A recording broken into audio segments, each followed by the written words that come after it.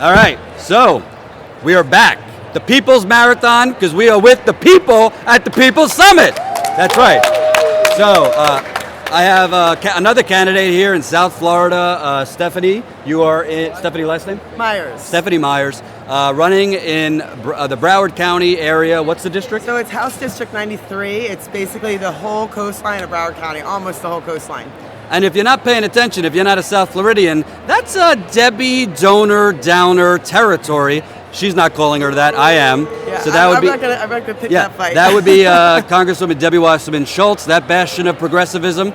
You're not running against her. No. But tell me about your district, who you're running up against, what got you in the race, all those things. Absolutely, I'm more than happy to share that story. It's a little bit interesting because I am an outsider.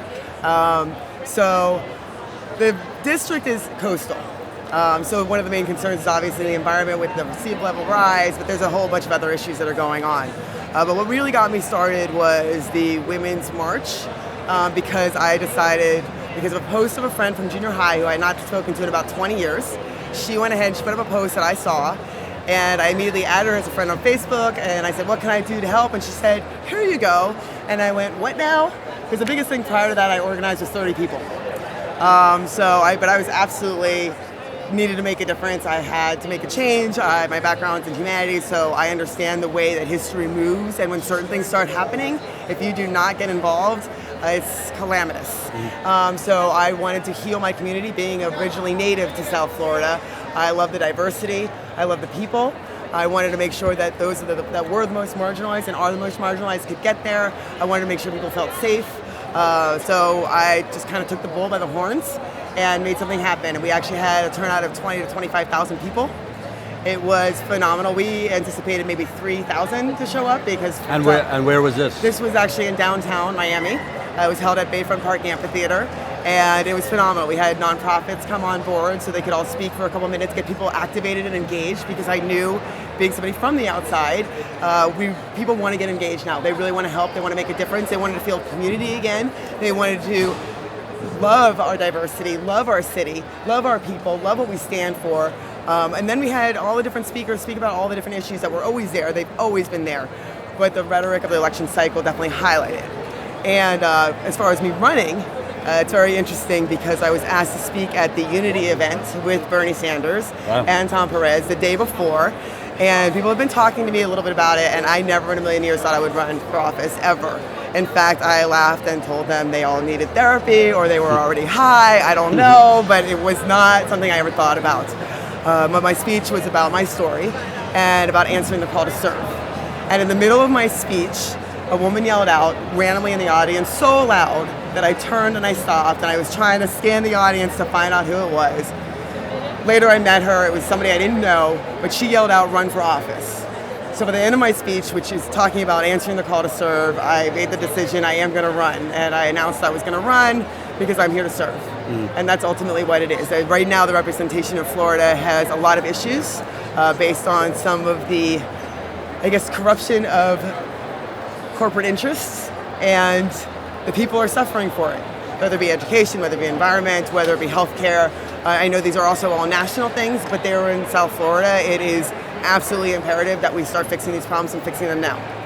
Well, I'm gonna get into the corruption because Florida's got some corruption, but more importantly, overcoming corruption doesn't matter if you're underwater before that happens. There is estimates that Miami could be underwater in 8 to 10 years. Some say earlier. Possibly less. I mean, I want to say Monday, there was 11 inches in Weston, 11 in one day. And there were alligators roaming the streets. And now you have to understand, Weston, based on the name, is obviously quite west, but it is still Broward County. It used to be part of the Everglades. And I told my friends that live out there, that sucks, I'm so sorry that's happening to you, at least your home is still safe. However, I kind of feel a little bit the Everglades are trying to take it back. It's very, very interesting environmentally what's going on. I mean, home prices continue to rise, but there's also the insurance, the flood insurance is continuing to rise. And with the king tides, I think it's 20 days out of the month now that there's risk of flooding somewhere within the county, and definitely also in Miami-Dade County. And that is just not something that we can ignore anymore. We really need to restore that type of balance to survive economically, even. And the one thing that many things trouble me, but you got the Sable Trail Pipeline, which is going Yes. right through the Florida aquifer. You have Debbie Wasserman-Schultz takes money from the parent company. Bill Nelson takes money from the parent company. Marco Rubio, let's not even bother. Let's not even talk about Let's not even bother. I mean, all these people are watching literally life and death in the next decade. I'm not dramatizing. That's what scientists say. And they're just taking money hand over fist while a pipeline is being built right through the aquifer, through sinkhole country, by the way, as well. Real quick on that, how do you combat that? You're going to primary them, but the bottom line is, do you feel like climate change is a big enough issue among the grassroots there? I absolutely 100%. This is something, so I'm native to Miami. And I spoke at the Science March, and I actually talked about the changes that I've seen because I am native. So I'm in my 40s now, so it's been a while that I've lived there. And you used to be able to set your watch in the summer as to when the rain would come in. It would come in and it would be this deluge. It would be horrendous rain. It would be teeming. But you could set your watch 2, 3 every day, around there. There would be this teeming 15 to 30 minutes. Now in the summer, it either will rain all day and all night, or just randomly pop up in the middle of the night. And the thing is, everything is just so out of balance. And we all know it. We are all living it. Insurance prices are rising. Home costs are going to start plummeting if we don't get it under control.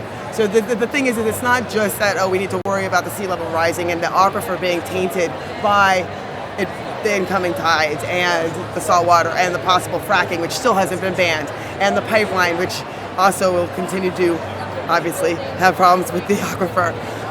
But everything's also economic. We'll start losing our tourism, which is a major part of what happens in South Florida, and it's part of their income. People's homes will start plummeting.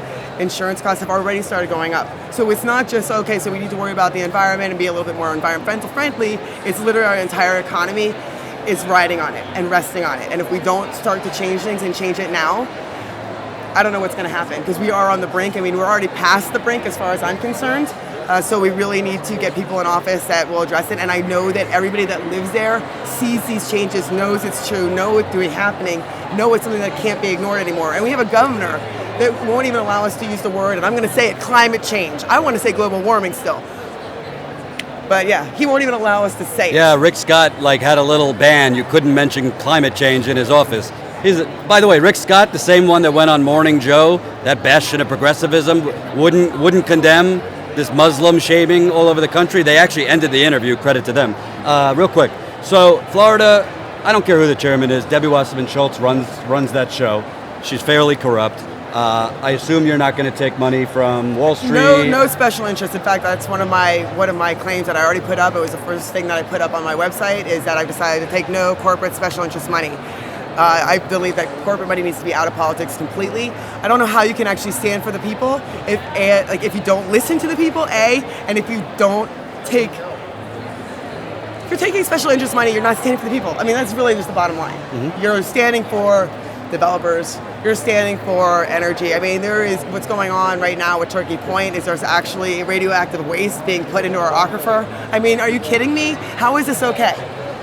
This is our bread and butter, and the people who are the most marginalized, they can't raise their home base when the water starts rising. They can't change the bottled water. They can't put in the things that need the filtration systems. So they're going to suffer the most, and that means there's going to be added health issues. It's just it's this one thing after another. How can people find out more about you if they want to support you, donate? MyersForFlorida.com. That's Myers, F-O-R? Yes, so it's Myers, M-Y-E-R-S, F-O-R, F-L, or Florida spelled out. And I don't know if we got into it, but who are you running against? How long has he or she been there? Okay, so actually he's termed out. Oh. It's actually a red district, but it's very flippable. I do have a primary, and I think that we all, for the most part, stand for the same things. They're all great people, but I have a very bit of a different background, and I have a little bit more history as far as life is concerned. I was in the tech sector, and then I was in banking, and I've been through a couple crashes. And like I said, I have my humanities background, which makes me really understand how important it is to get everybody involved. And I think the more people that really understand that fundamentally, that we are on this precipice, the more that this movement is going to resonate across the board, because this is the new philosophy of our time. And if you know history and you know humanities, you know that philosophies start to happen, that literature and art start to show that philosophy. It becomes a movement, and it changes history the way you want to see it. I got chills. A banker who cares about people. Give it up, baby. Give it up. Thank you very so much. Yes, thank you. Cool. Awesome.